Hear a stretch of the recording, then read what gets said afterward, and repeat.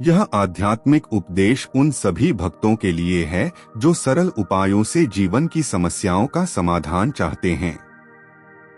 यदि आप शिव भक्त हैं, यदि आपके जीवन में बाधाएं हैं, यदि शांति और स्थिरता चाहते हैं, तो यह उपदेश अंत तक अवश्य सुने। गौ माता केवल एक पशु नहीं है, वे करुणा, सहनशीलता और धर्म का जीवित स्वरूप हैं। इस गहन और ध्यानात्मक शिव उपदेश में जानिए कि गौ माता को रोटी देने से जीवन में क्या परिवर्तन आते हैं, कैसे गौ सेवा से पाप शांत होते हैं, ग्रह दोष कम होते हैं, रोग, दरिद्रता और मानसिक अशांति दूर होती है, और कैसे शिव स्वयं ऐसे भक्त की रक्षा करते हैं। हे मेरे प्रिय भक्त, ध्यान से सुनो। यह साधारण विषय नहीं है। यह केवल रोटी और गाय की बात नहीं है। यह तुम्हारे प्रारब्ध, तुम्हारे संस्कार, तुम्हारे पाप पुण्य और तुम्हारे आने वाले कल से जुड़ा रहस्य है। जब मनुष्य गौ माता को रोटी देता है तो वह केवल भूख मिटाने का कार्य नहीं करता, वह अपने जीवन की बहुत सी अदृश्य गांठों को खोल देता है। शिव कहते हैं, जिस घर में गौ माता का स्मरण भी प्रेम से होता है, वहां अकाल मृत्यु, दरिद्रता और वंश विनाश स्वयं रुक जाते हैं। क्योंकि गौ माता कोई साधारण पशु नहीं है, वह साक्षात धरती की करुणा है। वह सहनशीलता की जीवित प्रतिमा है। और जब मनुष्य उसे रोटी देता है तो वास्तव में वह अपने ही पापों को भोजन करा रहा होता है, ताकि वे शांत होकर नष्ट हो जाएं। याद रखो, गौ माता को दी गई एक रोटी भी तब तक साधारण नहीं होती जब तक वह श्रद्धा से न दी जाए। जैसे बिना भाव के किया गया जब व्यर्थ हो जाता है, वैसे ही बिना भाव की सेवा केवल कर्म रह जाती है, फल नहीं बनती। शिव कहते हैं, जब तुम्हारा मन टूट रहा हो, जब जीवन में राह दिखाई न दे रही हो, तब गौ माता की आंखों में झांक कर रोटी दो। वहां तुम्हें अपनी पीड़ा का समाधान मिलेगा, क्योंकि गौ माता सब सहकर भी शिकायत नहीं करती। और यही गुण धीरे धीरे सेवक के भीतर उतरने लगता है। इसी कारण गौ सेवा करने वाला व्यक्ति जीवन के बड़े से बड़े संकट को भी मौन भाव से सह जाता है और अंततः विजयी होता है। हे भक्त, यह मत समझना कि गौ माता को रोटी देने से केवल पुण्य बढ़ता है। नहीं, इससे कहीं अधिक घटता है। घटता है तुम्हारा अहंकार, घटता है तुम्हारा क्रोध, घटती है तुम्हारी अधीरता। और जब ये घटते हैं, तभी जीवन में स्थिरता आती है। शिव कहते हैं, जो व्यक्ति प्रतिदिन गौ माता को रोटी देता है, उसके घर में कभी अन्न की कमी नहीं होती, चाहे परिस्थितियां कैसी भी हों। क्योंकि गौ माता अन्न की देवी अन्नपूर्णा से जुड़ी हुई हैं। उनके भीतर पृथ्वी का धैर्य है और सूर्य का पोषण है। जब तुम उन्हें रोटी देते हो, तो यह ऊर्जा तुम्हारे घर में प्रवाहित होने लगती है। धीरे धीरे तुम्हें दिखाई देगा कि बिना प्रयास के कुछ समस्याएं अपने आप सुलझने लगी हैं। कई बार मनुष्य पूछता है, मैंने तो किसी का बुरा नहीं किया, फिर मेरे साथ ऐसा क्यों हो रहा है? शिव कहते हैं, क्योंकि पूर्व जन्मों का बोझ अभी शेष है और उस बोझ को हल्का करने का सबसे सरल मार्ग गौ सेवा है। गौ माता कर्मों का भार चुपचाप ग्रहण कर लेती हैं, जैसे धरती सब कुछ सह लेती है। हे मेरे प्रिय, ध्यान रखना, गौ माता को रोटी देते समय मन में किसी से तुलना मत करना। यह मत सोचना कि मैंने इतना दिया और उसने उतना दिया, क्योंकि सेवा का हिसाब मन से नहीं, भाव से चलता है। शिव कहते हैं, यदि तुम्हारे पास केवल एक ही रोटी है और तुम उसमें से आधी गौ माता को दे देते हो, तो समझ लो तुम्हारा भाग्य जाग चुका है, क्योंकि त्याग के बिना कृपा नहीं उतरती और गौ सेवा त्याग का सबसे सहज द्वार है। कई लोग पूछते हैं, क्या केवल रोटी देने से सब ठीक हो जाएगा? शिव मुस्कुराते हैं और कहते हैं, जब तुम रोटी देते हो तब तुम केवल हाथ से नहीं देते, तुम अपने भीतर की कठोरता भी छोड़ते हो, और यही कठोरता मनुष्य को भीतर से रोगी बनाती है।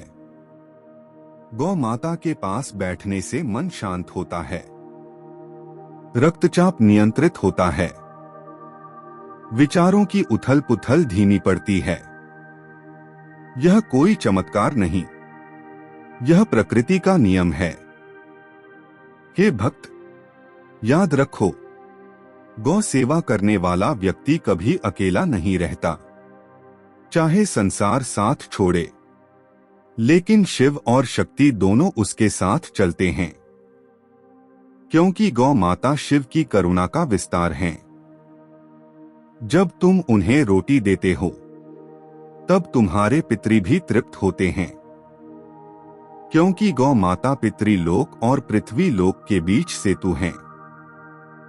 इसी कारण कहा गया है, गौ सेवा करने से पितृ दोष शांत होता है। बिना किसी कठिन अनुष्ठान के, बिना किसी भय के, केवल प्रेम से। शिव कहते हैं, जो व्यक्ति प्रतिदिन गौ माता को भोजन कराता है, उसके घर में बच्चों के संस्कार अपने आप सुधरने लगते हैं, क्योंकि करुणा देखकर करुणा जन्म लेती है। हे मेरे प्रिय, यह उपदेश केवल सुनने के लिए नहीं है, यह जीने के लिए है।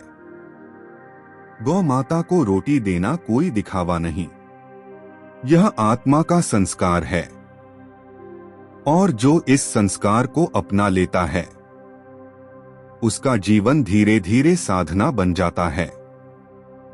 शिव कहते हैं, जब अंतिम समय आएगा तब तुम्हारे दिए हुए दान नहीं, तुम्हारे किए हुए कर्म नहीं, बल्कि तुम्हारी करुणा तुम्हारे साथ जाएगी, और उस करुणा का सबसे शुद्ध रूप गौ सेवा है।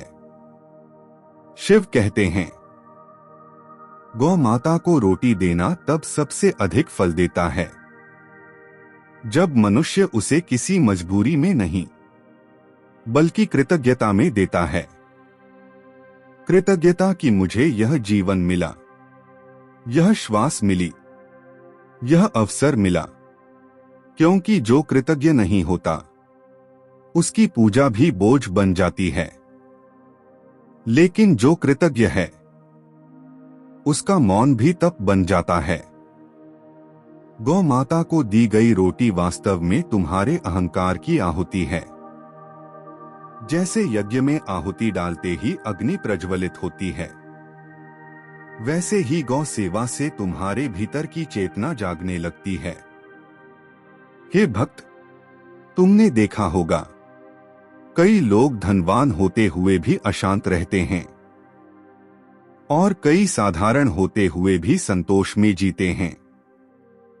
शिव कहते हैं, इसका रहस्य गौ सेवा में छिपा है।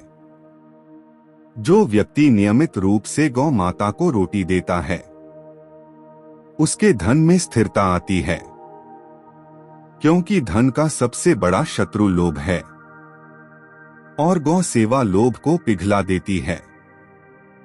इसलिए ऐसा व्यक्ति चाहे कम कमाए, लेकिन उसका धन कभी व्यर्थ नहीं जाता, न बीमारी में, न मुकदमे में, न व्यसन में।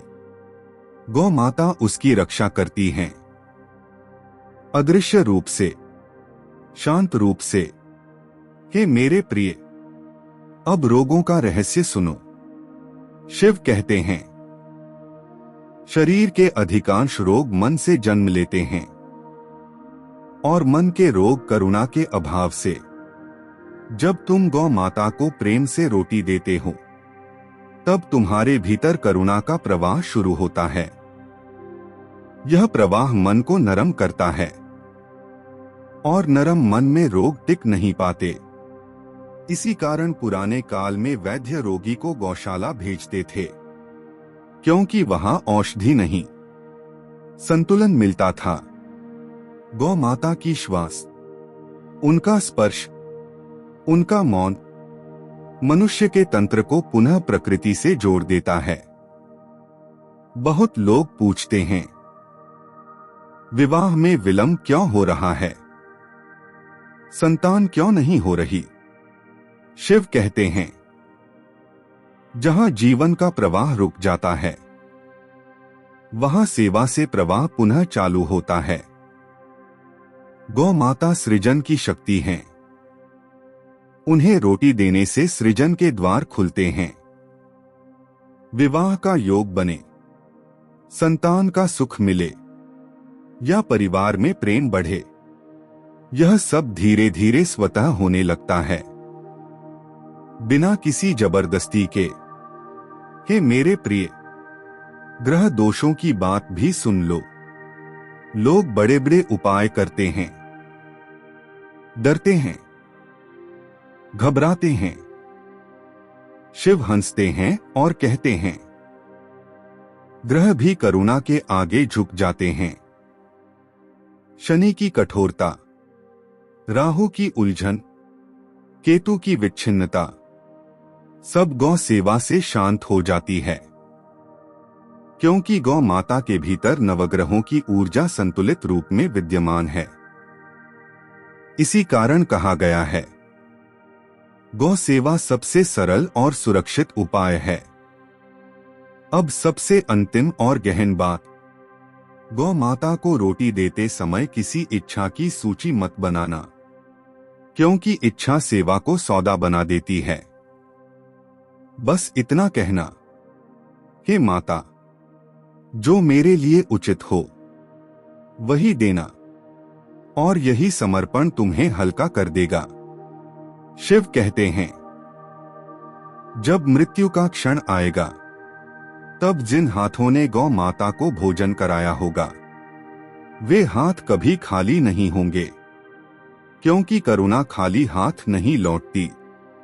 यह उपदेश यहीं समाप्त नहीं होता, यह तब शुरू होता है जब तुम कल सुबह एक रोटी उठाओ और बिना किसी दिखावे के, बिना किसी अपेक्षा के गौ माता को अर्पित कर दो। उस क्षण तुम केवल रोटी नहीं दोगे, तुम अपने जीवन को सही दिशा दे दोगे। शिव कहते हैं, गौ सेवा करने वाला व्यक्ति चाहे साधक हो या गृहस्थ, अंततः शिव के बहुत निकट पहुंच जाता है, क्योंकि करुणा ही शिव का स्वभाव है और गौ माता करुणा का जीवित स्वरूप है। नमः शिवाय।